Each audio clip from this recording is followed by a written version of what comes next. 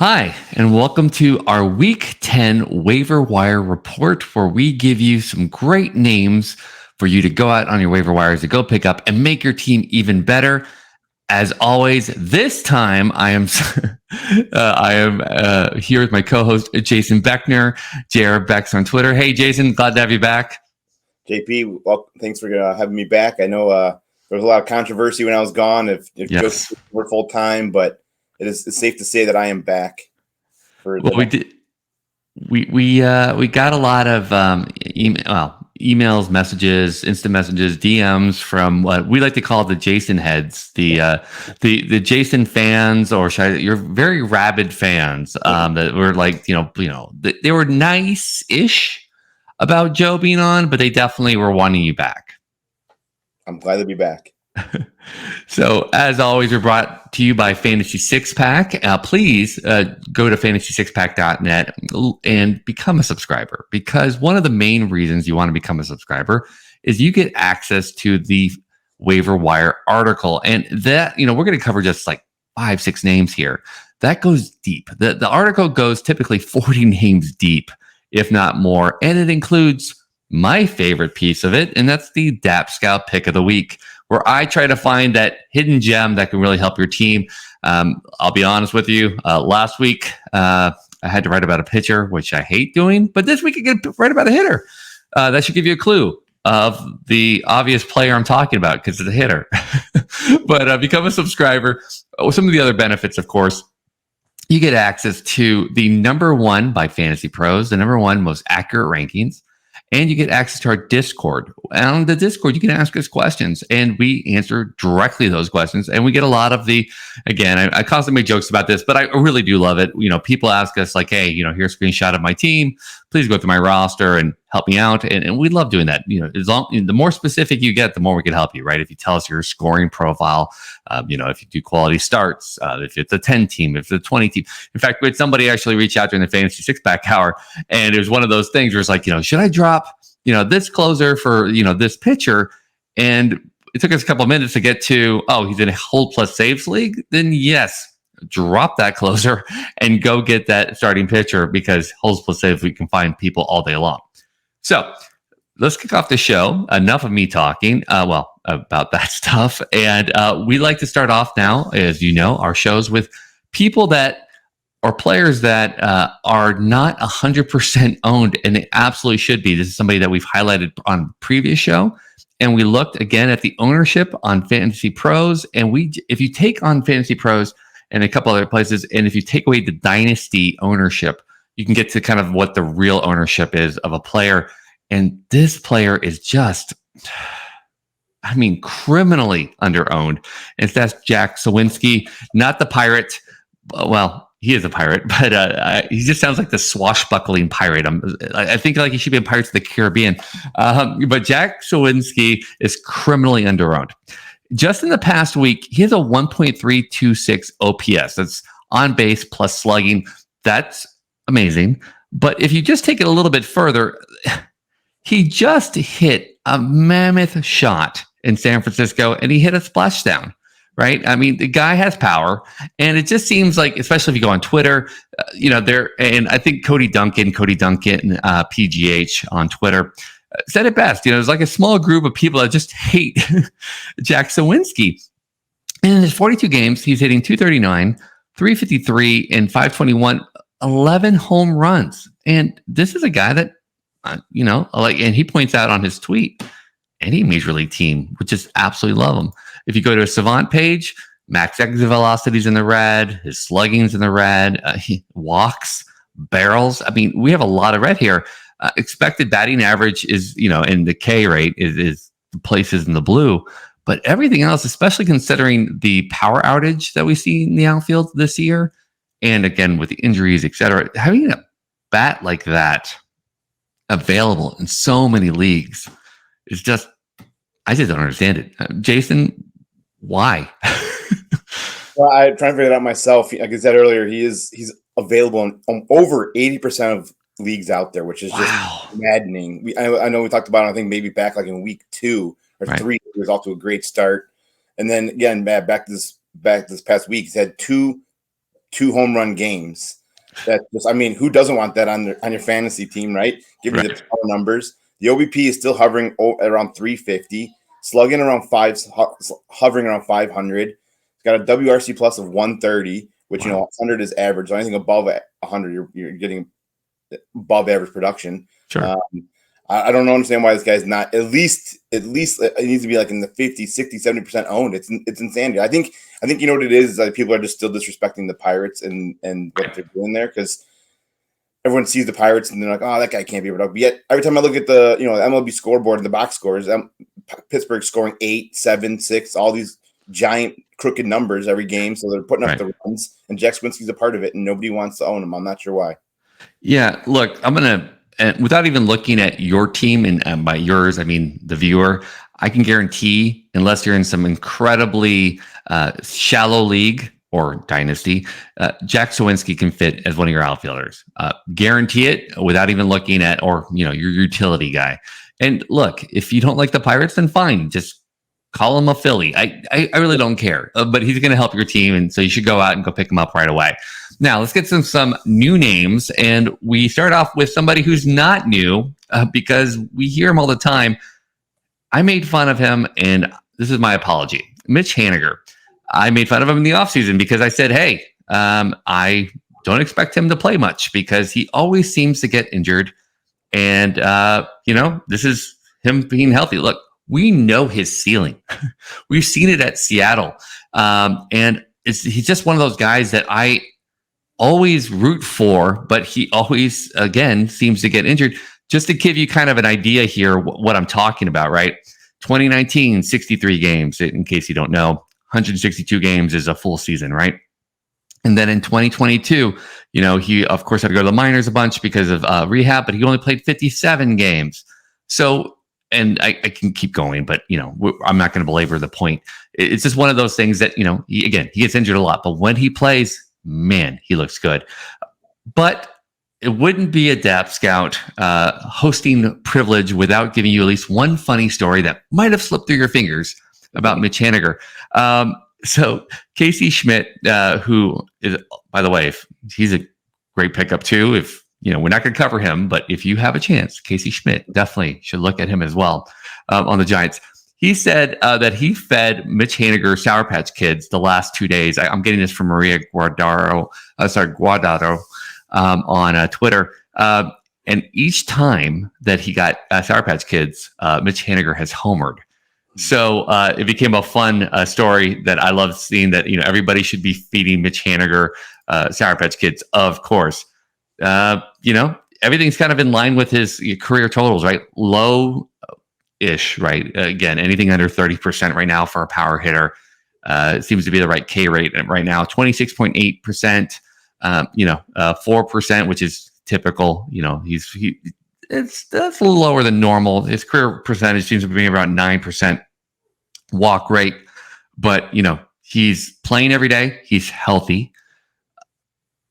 I think it's one of those things where you pick him up just like you would Glasnow and kind of just hope he stays healthy for as long as possible, knowing that at some point you're going to probably have to put him on your IL. Jason, give me some more Mitch love. Yeah, I mean, like we were talking about earlier, just, being healthy is what it is, because when he is healthy on the field, highly effective. Back when he was hitting, this guy's hit 39 home runs in a season. He's had 110 runs, 100 RBIs in the same season. Followed that up with another healthy, it was 2 full healthy seasons, over 26 home runs, which that's what you want in a fantasy league. Again, just staying on the field is what's the biggest thing for him, but he seems to be healthy now. He's, and just ride the healthy streak. He's got 2 home runs, 10 runs and 10 RBIs in the last week, a 204 ISO this last week, which ISO is a good outlier for, looking for some power numbers. Again, just effective when healthy. And if you're in like some of these deeper, like 4 or 5 outfielder leagues, absolutely grabbing Haniger. And then, if he starts to, hit the IL for a long extended time, then just, move on to the next guy. Or, or the next guy being Jack, Suwinski. Yeah. All right. So to move to a non-outfielder, right? Isiah Kiner-Falefa playing for the Yankees. Now, in my leagues that I've seen him in, he's anywhere from, 2 to 3 positions. He seems to have like 15 positions next to his name. He wasn't exactly coming out like gangbusters, but definitely seems to really have picked it up lately. And Brian Hoach on Twitter sent out a great tweet about kind of the change of mentality that Isiah has had with his swinging. And I love it because of the simplicity of it. So he said that when asked about, his recent offensive success, Isiah said he changed his mentality. And his change of mentality was he's swinging harder. And Brian goes in a little bit deeper. He goes, look, sounds simple, right? Last year, as a starting shortstop, he was trying to slap the ball around and make contact. Now, this is a quote from Isiah, I need to drive the ball to stay on the field. I think, again, we always try to go a little deeper here as opposed to just looking at stats. Maybe some things that, you weren't aware of that might be affecting the player, whether it be an injury or something of that nature. And I love the fact that we kind of got this little nugget that kind of explains, well, this wouldn't say outburst, but definitely enough of a change that I'm seeing his name in the lineup a lot more versus, defensive replacement or things of that nature. It makes me feel like, he's going to be out on the field a lot more. His last 7 games, he's at 8 hits and 8 RBIs, no home runs, but, and no walks either. But, 276 average is going to be enough to get it done for, a utility guy. But if you go back a little bit further, and this is where we start looking at this trend, right? The last 15 games, 3 home runs, 12 RBIs, 2 walks, and 11 strikeouts. So really his majority of strikeouts come in the last 7 games. 313 OBP with a 565 slugging. That's going to definitely get it done for this lineup. So I think it's one of those things where you kind of realize that, he might still be trying to figure things out. Obviously, swinging hard is great, but against quality pitching like he faced on the second against the Dodgers with 3 strikeouts and 4 at-bats, that's obviously growing pains, right? But I think this is definitely somebody that could make it on your team, and as a utility player, you can find a hole for him. Jason, what do you got for me? Yeah, I think you just nailed it on the head right there. I think one of the biggest attributes about IKF, we'll call him, is his multi-position eligibility. Like you said, he, going back just a few years ago, he was like a cheat code because he had the catcher eligibility, which unfortunately he's lost now. But this is a guy that the Yankees traded for. So it gives you a little bit of outlier that, like, maybe, usually teams that trade for somebody, they're going to want to get him in the lineup. He's kind of, hitting in the middle of that Yankees lineup. Doesn't strike out a lot. He's coming off back-to-back 20 stolen base seasons. Again, nothing sexy, but it's going to give you the nice counting stats with the runs scored, the stolen bases, RBI possibilities being on the Yankees. This guy, you got to be able to find a spot on your roster for this guy. Just for the fact that he can fill in on your random guys' off days. Right. Your third baseman, your shortstop, your outfielder. You can plug and play this guy, even if it's just on Mondays and Thursdays on like the big off days, and then or right when he's hot. This guy should be owned at more than he is right now. Yeah, and you hit it perfectly, because in a daily league, there's no reason he should be universally owned, because he can fill in so many places for you as well. And with a bat that, and with the Yankees offense that looks like it's kind of turning the page there and getting back to where they should be. So definitely daily league should be universally owned. Weekly, looks at, please look at your roster, but daily 100% should be owned. Okay, so from one giant at Mitch Haniger to another giant, we go to Blake Sabol. So, Blake has had a lot of interesting, tweets would be the best way to put it, about him just in April. And I bring it up early because, Sean Manaea and Blake Sabol became the first Samoan battery to start an MLB game. And if you don't know what I mean by battery, I obviously don't mean Duracell. I mean pitcher with a catcher. So the first Samoan there, and then he went on kind of a tear there in April. He was everywhere. He had a walk-off home run. Kind of showing. It was, by the way, the walk-off home run on April 25th. It was going to be a wooded dong again. We probably. I think I should work for them at this point. We bring them up all the time. But it would have been a dinger in all 30 major league parks. Then he kind of, I wouldn't say disappeared, but definitely, the hype kind of died down a little bit on him. It seemed like in May, but he's back. He's back at it. In the past, for the season right now, we're looking at 8% walk rate with a 32% K rate. And again, 32%. 10 years ago would have been insane. It seems to be about, average-ish now, right? 25 to 30, 32 still high, but for a catcher, I mean, I'm excited about 7 home runs and 35 RBIs and 3 steals. We highlighted when you and I did the NL previews that the Giants always seem to find, kind of these diamonds in the rough, and they always have like this veteran team that just doesn't look right on paper, but always seems to get it done. And I think they figured something out here with Blake. Jason, please tell me that I'm not crazy and that I should be buying up some Blake here. Yeah, I mean, Blake was somebody that was kind of on my radar going into the season, just for the fact that we're both big dynasty guys. Great supplemental pick coming into this season, mostly because he was a Rule 5 pick this offseason, which means he has to stay on the Giants' active roster, 40-man roster. Otherwise, he gets returned to the team that he was picked from. So therefore, the Giants are going to keep him on that roster, which means playing time is going to be there available. But I mean, not only that, but when he's gotten the at-bats, great point, highly effective. And like you said, you're always trying to find a good catcher. He's effective. He's got, to get this, so he's got a 331 OBP for the season. And not only that, but he ranks basically top 10, if not top 5, in all stats for catcher position. Wow. He's got top 10 catchers among WRC plus. And this is against catchers with at least 130 plate appearances. It's not quite there for qualified, but hey, that's a little bit of, I'd rather have him getting that like split time just to kind of keep, a lot of times some of these guys get all those plate appearances and then, they kind of fizzle out. But Blake Sabol should be absolutely owned, especially if you're, we're always trying to find that next great catcher. This one's effective when he's getting the at-bats. Grab him while you can. Absolutely. Now, we also like to highlight these kind of unknown people. I think that's the best way to put the next player. People that nobody's ever talked about. Jordan Walker is just kind of obviously I'm kidding, because Jordan Walker is everywhere and he finally got brought back up. So many people would argue that he should have never been sent down, but again, it's the Cardinals and I don't second guess the Cardinals. Now in fantasy, I absolutely second guess them, and I would tell you why. You hurt so many of my teams, but he's back up. And in case you're wondering if it'd take a while for Jordan Walker to kind of get back up to major league speed, his first hit last night was 110 miles an hour off the bat. So, I think we could say Jordan Walker is happy to be back. In case you don't know this as well, his max exit velocity already ranks in the top 7% of the league. Without belaboring the point, I mean, Jordan Walker should. The fact that he's not universally owned is a little crazy. Now, you're probably going to say, well, Dap, I mean, isn't he already owned everywhere?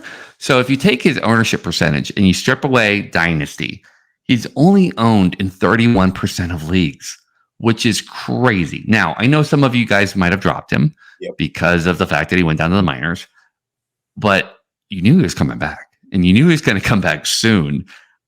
And if you didn't, well, then you don't watch our show enough, because we definitely told you that if he was out there, pick him up and try to find a spot for him somewhere if you can. So he's back up now, and he's going to be amazing. That's just all there is to it. Yeah. Jason, tell me some more love about Jordan.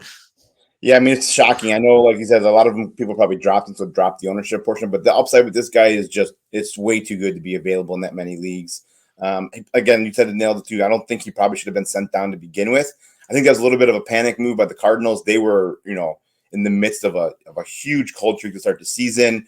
They're trying to spark something, send him down, bring up somebody, get some more playing time. They did have a bit of a logjam in the outfield, but now he's back, hitting the ball hard where he left off. I think also some of the concerning things were the power numbers weren't there. I think maybe the Cardinals and fantasy owners were expecting, huge power numbers right out the gate, right? He only had 2 home runs, and everyone's like, well, what's up with this? I drafted this guy to hit me, 25, 30 home runs this season. He's only got 2 for the first month, but I mean, you got to give him time. He's still a rookie, still a young, inexperienced rookie at that. But yeah, the upside is just way too good. The power numbers are just way too good to be sitting on your waiver wire. Even if you grab him now and then just, put him in once he gets hot or when he does get hot, you can't have him sitting on the waiver wire in your league. It's just absurd.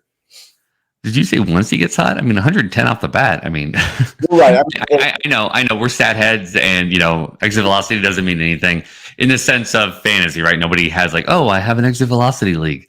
Yeah, but 110, that's going to find holes, or it's going to find the back of the stadium quickly. So he's going to be hot fast. So yes, exactly. Go grab him. All right, do we have to? All right, so we're going to talk about pitchers now. Yay! The bane of my existence, especially this year, because again, and I've said this so many times, and I apologize.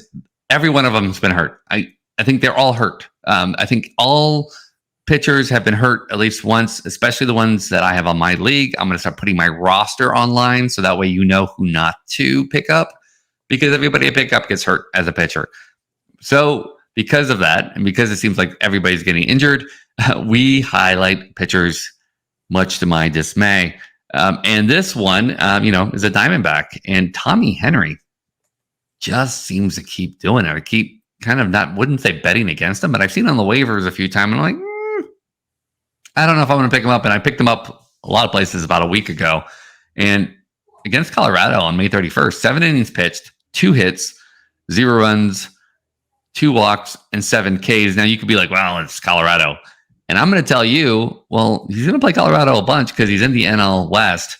And also I'm going to tell you, I mean, show me some pitchers that are not doing it against bad teams, because there seems to be a lot of pitchers getting blown up right now, even by bad teams, or again, getting injured.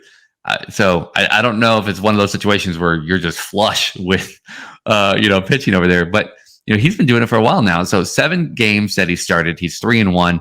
But again, this isn't going to be a strikeout guy. That's the one big issue, which is weird, because if you look at, what he's done in AAA, and again, I know it's AAA, but he was a 9 Ks per 9. Right now he's at barely above 5. He's like 5.5 Ks per 9, but his walks are right in line with the rest of his career. He's always been a 3 to 3.5 walks per 9 person. So how does he kind of get out of this, right? I mean, that's, if he's allowing so much contact and allowing so many kind of free passes, he does it by really limiting, straining runners and getting ground balls and double plays and things of that. He's a contact hitter. So if at any point you see the defense kind of start to get hurt by injuries, the defense behind him, the players in Arizona, this is a recipe for disaster quickly. But right now, he looks like he's definitely on the on the uptick. And 7 Ks against Colorado. Again, the NL West has some bad teams, but anytime he kind of plays some of these high strikeout teams, he looks like a guy that you can just insert into your lineup. I would definitely not play him against the Dodgers. I would definitely not play him against the Giants. Oh wait, I said pretty much all the NL West teams. Yeah, I know. But I mean, are we really that choosy right now with pitchers? Again, pitchers. Jason, make me feel better about owning Tommy Henry. Yeah, I mean, I think one of the more surprising things too is that Arizona is actually in first place in the NL West, which going into the season, I don't think anyone had that pinned. And they're doing with this mishmash of a rotation too. I mean, you name some of the guys you thought were going to be in the rotation aren't even in it. So I mean, Zach Gallen's kind of anchoring them down. But Tommy Henry, I think one of the biggest reasons why the strikeouts aren't there is just he lacks that velo. But he does have a very effective fastball, curveball, changeup mix. The curveball is actually really effective, getting 28% whiff and a 31% put away rate on that curveball. And yeah, he's had 3 quality starts within his 7 starts.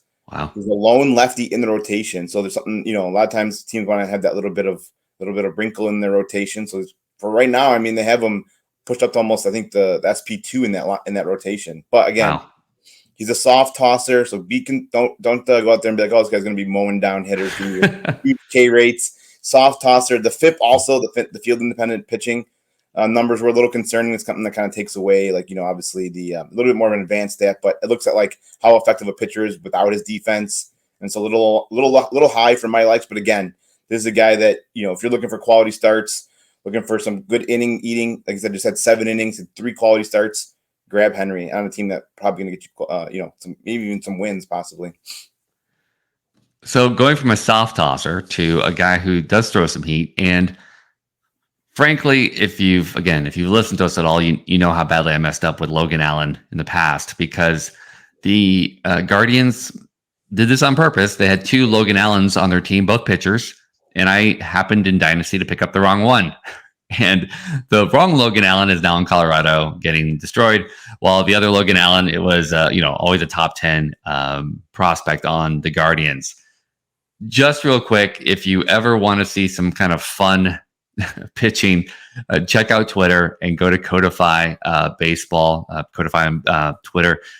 So what happened was the Guardians are playing the Orioles, and I think it's Mullins is in the batter's box there, and he calls timeout right before the pitch comes. And of course, you got to hate when the umpires kind of give them time right as they're in the middle of the windup, and Logan Allen unleashes this ball that's about, I don't know, 1,000 feet above above the batter and catcher. And Codified Baseball puts down Logan Allen changing eye levels. So definitely, I think that was a ball. But beyond that, Logan Allen was always somebody I targeted everywhere because, again, these pitching prospects. But he was somebody, again, that had the recipe for success. And what does that mean? He's on the Cleveland Indians.